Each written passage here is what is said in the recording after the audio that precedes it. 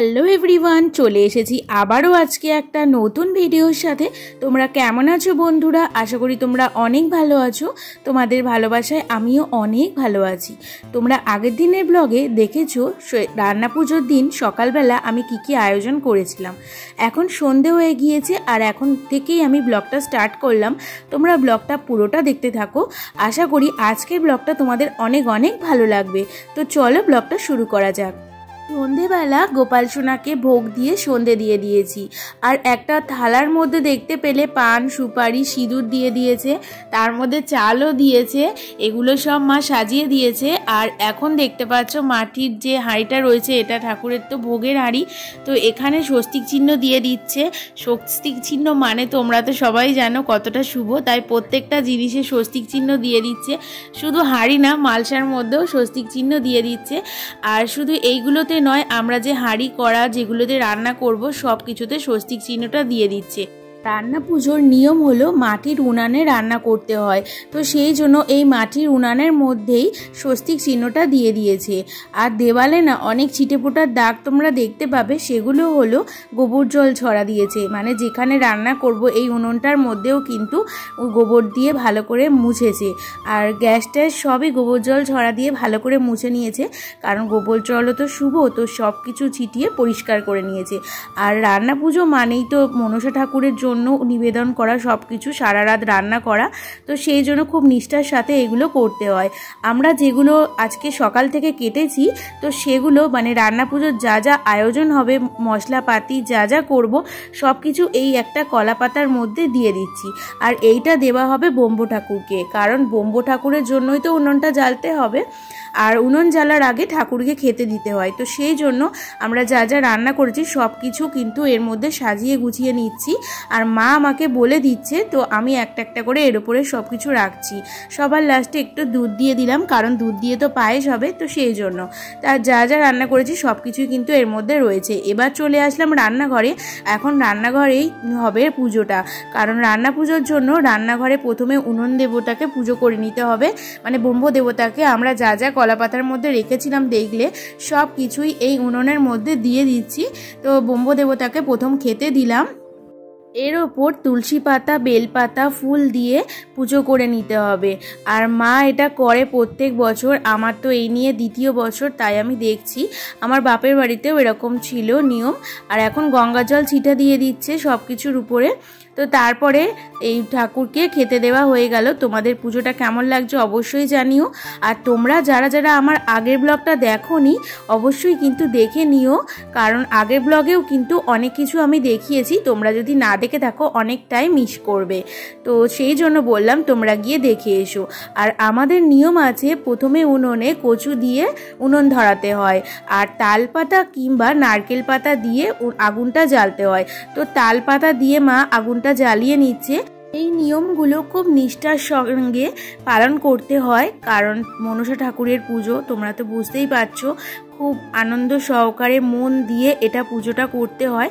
আর উনুনটা ধরে গেছে, তার আগে দেখলে আমরা একটু প্রণাম করে নিলাম। আর আমি শাক বাজাচ্ছিলাম, মা পুজো দিচ্ছিল। আর এই প্রদীপটা দেখতে পারলে প্রদীপটা কিন্তু সারাক্ষণ জ্বলবে।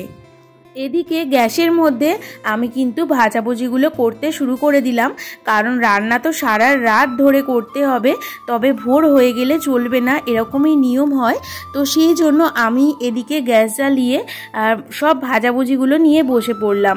10 রকমের ভাজা করতে হবে, আর এটা করতে না অনেকটাই সময় লাগবে। আর ওদিকে কচুটা মা সিদ্ধ করে নিচ্ছে। কচু দিয়ে প্রথম উনুন জ্বালতে হয়। আর তোমাদের দাদাভাইও কিন্তু এদিকে মাছ ভাজছিল স্টোভ জেলে। আর এখন আমি প্রথম কাঁকরোল দিয়ে ভাজাটা শুরু করলাম। আর এরপরে হলুদ, নুন দিয়ে দিচ্ছি, সাথে লঙ্কার গুঁড়োও দিয়েছিলাম, দিয়ে ভালো করে ভেজে নিচ্ছিলাম এক একটা করে। আর এদিকে দেখো কচুটা প্রায় সিদ্ধ হয়ে আসছে, আর উনুনটা কিন্তু জ্বলছে। আর মা প্রথমে কাতলা মাছগুলোতে নুন, হলুদ, লঙ্কার গুঁড়ো মাখিয়ে দিচ্ছিল। তোমাদের দাদা ভাই এইখানে বসে বসে মাছগুলো ভাজছিল। আর প্রথমে কাতলা মাছ দিয়ে স্টোভটা জ্বালানো শুরু হলো। তো এইটা প্রথমে ভেজে নিচ্ছিল। আর দেখো এখনও অনেক ভাজা বাকি, কারণ মাছগুলো ভাজতেও অনেকটা সময় লাগবে। আমার কিন্তু কাঁকরোল ভাজা হয়ে গিয়েছে, এখন আমি চিচিঙ্গেগুলো ভেজে নিচ্ছি। আর এদিকে মাছ ভাজাটা প্রায় হয়ে এসেছে।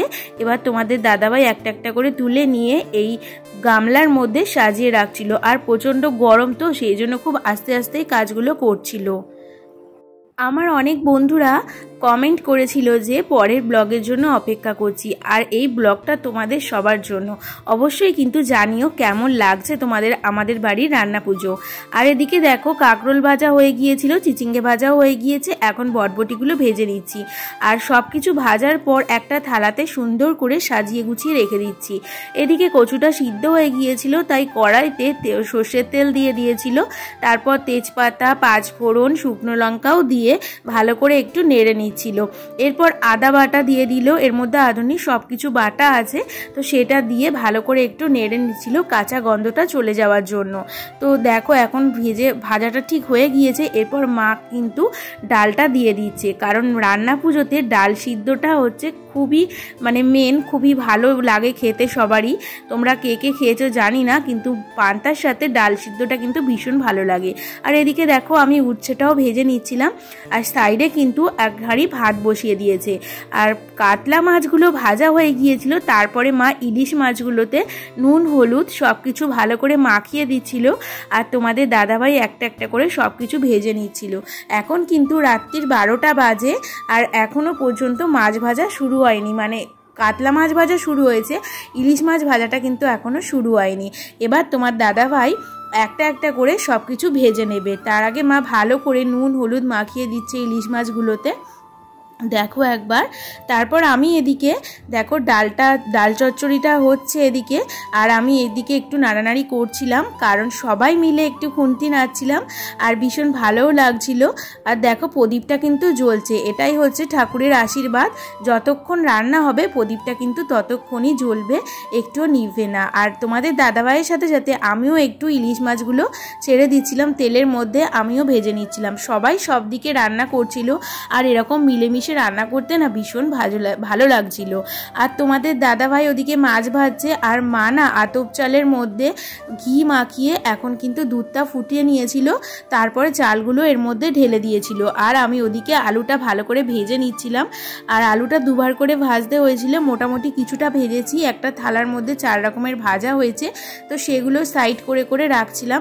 দেখো ডাল চচ্চড়িটা কিন্তু হয়ে গিয়েছে। এবার মা মালসার মধ্যে মশলা আগে থেকে গুঁড়ো মশলা, জিরে, ধনে, লঙ্কার গুঁড়ো, গরম মশলা সব ভেজে নিয়ে বেটে রেখেছিল মিক্সির মধ্যে শুকনো করে, তো সেগুলো ওর মধ্যে দিয়ে তারপর ডাল চচ্চড়িটা নামিয়ে নিল। আর আমি এদিকে ভাজাভুজির ওপরেও একটু শুকনো গুঁড়ো মশলা ছড়িয়ে দিলাম সেন্ট হওয়ার জন্য। আর এদিকে দেখতে পাচ্ছ এগুলো হচ্ছে ইলিশ মাছের মাথা। ইলিশ মাছের মাথাগুলো ভেজে নিয়েছে। এরপর নুন হলুদ আর লঙ্কার গুঁড়ো সব কিছু একটা বাটির মধ্যে জল দিয়ে গুলে নিয়েছিল, কারণ জল দিয়ে গুলে নিলে না মশলাগুলো আর ডালা ডালা পাকায় না, একদম প্লেন থাকে। তো সেগুলো মায়ের মধ্যে দিয়ে একটু ভালো করে নেড়ে তেল বার করে যতক্ষণ না তেল বার হচ্ছে ততক্ষণ ভালো করে নাড়ছিল। তারপরে এই সিদ্ধ করে রাখা কচুটা মধ্যে দিয়ে দিয়েছিল। আর কচুটা করতে না আমাদের সব ভাজাভুজি, তোমাদের দাদাভাইয়ের মাছ রান্না সব কিছু হয়ে গিয়েছিল, কিন্তু কচুর জল এখনও কমছিল না, তো সেই জন্য অনেকটাই সময় লেগেছিল। এদিকে পায়েসটা গড়ার সময় আমি কিন্তু চালটা যেই সিদ্ধ হয়ে গিয়েছে আর বাতাসাগুলো দিয়ে দিলাম। বাতাসা দিলে একটু টেস্ট হয়। আর মা অনেকক্ষণ ধরে নাড়ছিল কচুটা, সেই জন্য হাত ব্যথা করছিল, তাই আমিও একটু মাঝে মাঝে এসে নাড়ছিলাম। তোমাদের দাদাভাইও কিন্তু অনেকটা হেল্প করেছে। ওই দেখো ওইদিকে কিন্তু মাছ ভাজার রান্না চলছে, আর এদিকে গ্যাসের মধ্যে সব ভাজাভুজি আর একটা সাইডে পায়েস রান্না হচ্ছিল। ইলিশ মাছ ভাজাগুলো প্রায় কমপ্লিট হয়ে এসেছে, তাই কড়া থেকে থালায় তুলে নিয়ে একটা গামলার মধ্যে সুন্দর করে সাজিয়ে রাখছিল। আমি এদিকে পটলগুলোকে ভেজে নিচ্ছিলাম। পটলগুলো অনেকটা ছিল, আর যখন ইলিশ মাছগুলো ভাজা হয়ে গেল তারপরে চিংড়ি মাছগুলো তোমাদের দাদাভাই কিন্তু একটা একটা করে ভেজে নিচ্ছিল। পটল ভাজাটা মোটামুটি হয়ে এসেছে, আর একটু বাকি। সব ভাজাভুজি কমপ্লিট করার পর আমি কিন্তু নারকেল ছাই করে নিচ্ছিলাম। আর একটা গ্যাসের মধ্যে দেখলে চিংড়ি মাছ ভাজা ছিল, সেই চিংড়ি মাছগুলো ভেজে মানে ওগুলো হচ্ছে পুঁইশাক কুমড়ো দিয়ে চচ্চড়ি হবে। এই দেখো মা কড়ার মধ্যে পুঁইশাক কুমড়ো বসিয়ে দিয়েছে, তো সেগুলো দিয়ে চিংড়ি মাছের মানে চিংড়ি মাছ দিয়ে তরকারি হবে, তাই গ্যাসের মধ্যে আমি ভেজে নিচ্ছিলাম। আর দূর থেকে তোমাদের দাদাভাই একটু ভিডিও করছিল, আর কুমড়োগুলো দেখো ঢাল ছিল, কি ভালো লাগছিল দেখতে। আর দেখো এবার ভালো করে মশলা দিয়ে এগুলোকে ভালো করে সিদ্ধ করে নিতে হবে। এখন হলুদ গুঁড়ো, লঙ্কার গুঁড়ো মানে যা যা মশলা লাগে, আদা জিরে সব কিছু দিয়ে ভালো করে ব্লেন্ড করে নেবে। আর সবার লাস্টের দিকে চিংড়ি মাছ দিয়ে দিয়েছিল। এই দেখো সবার শেষে কিন্তু ঠাকুরের ভাতটা রান্না হচ্ছিল। এটাই আমাদের নিয়ম, সবার শেষে ঠাকুরের ভাত রান্না হয়। আর ওই যে দেখছো একটা লাঠি মতো রয়েছে সবুজ রঙের, ওটা হচ্ছে খেজুর কাঠের লাঠি, অর্থাৎ আমাদের এখানে এখন হবে এটা খুন্তি। এই হাঁড়ির জন্য এটা খুন্তি হিসাবে ব্যবহার করা হবে, এটাই নিয়ম। সব রান্নাবান্না হয়ে গিয়েছিল, তারপর ঘরের মধ্যে তোমাদের দাদা ভাই বাবা সবাই একটা একটা করে এনে দিচ্ছিল, আর মা ভালো করে সাজিয়ে নিচ্ছিল। আর ওদিকে দেখছো আলতা করে নিয়েছে। আলতা মানে হচ্ছে খড় দিয়ে একটা পাকাতে হবে গোল গোল করে, দেখো হাঁড়ির তলায় ওগুলো বসানো আছে।